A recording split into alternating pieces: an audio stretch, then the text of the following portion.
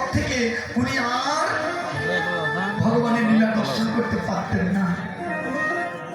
রূপ গোস্বামী মনে মনে চিন্তা করলেন, হে দয়াময়, আমি না জানি কি অপরাধ করেছি যে আমি তোমার লীলাগুলো দর্শন করতে পারি না প্রভু। আমি যদি তোমার লীলাই দর্শন করতে না পারি, তোমার বেঁচে থেকে আর কি লাভ আছে বলতে পারবো।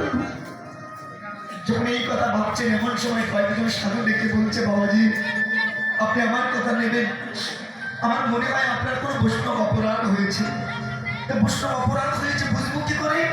আপনি এক কাজ করেন, আপনি সাধু সেবার ব্যবস্থা করুন, সবাইকে নিমন্ত্রণ করুন, যে আপনার এখানে আসবে না মনে করবে সেই আপনার প্রতি অনুরাগ করেছে, তাই করলেন। সাধু সেবার ব্যবস্থা করলেন, সবাইকে নিমন্ত্রণ করলেন, কিন্তু খঞ্জ বাবা এলেন না। যখন খঞ্জ বাবা গেলেন না, রূপ গোস্বামী ছুটে যে আষাঢ় খেয়ে পড়লেন খঞ্জ বাবার চরণে। বাবাজি জানি না আপনি কোন অপরাধে আমার প্রতি অসন্তুষ্ট হয়েছেন। খঞ্জ বাবাকে দেখে বললো, জানো একদিন আমি তোমার মন্দিরের সম্মুখ দিয়ে আসছিলাম, তুমি আমাকে দেখে হেসেছিলে, আমি মনে বড় কষ্ট পেয়েছিলাম রূপ, যে তোমার মধ্যে এত বড় গোস্বামী সে আমাকে দেখে হাসলো, বড় কষ্ট লেগেছিল মনে। যেই মাত্র এই কথা বলেছিলেন রূপ গোস্বামী বলেছিলেন, বাবা আপনার ভুল হচ্ছে, আমি আপনাকে দেখে হাসিনি, আমি প্রত্যেকদিন রাধা গোবিন্দের সেই লীলা দর্শন করতাম, কিন্তু ওই দিন স্বয়ং গোবিন্দ আমার রাধারানীকে কাঁধে নিয়ে পুষ্প চয়ন করছিল। যখন পুষ্প চয়ন করছিলেন, হঠাৎ করে রাধারানী গোবিন্দের কাঁধ থেকে পড়ে গেলেন।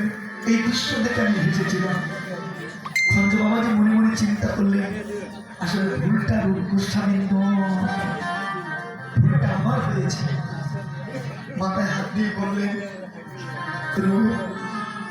আমি তোমাকে আশীর্বাদ করি, তোমার কৃষ্ণ ভক্তি হোক।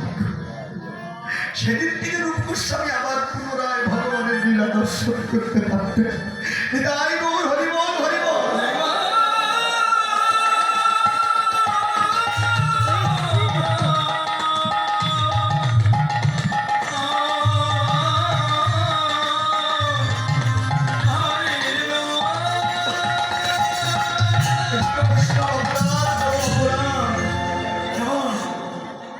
নিজের অজান্তে যেন সেই অপরাধ না হয়ে বসে, সেদিকে লক্ষ্য রাখতে হবে।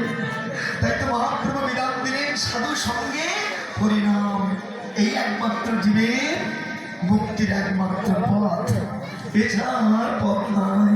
হরের নাম হরের নাম হরের নাম এই মুখে বললাম, কালো নাচতেব নাচতেব নাচতেব গতির অন্যথা কেবল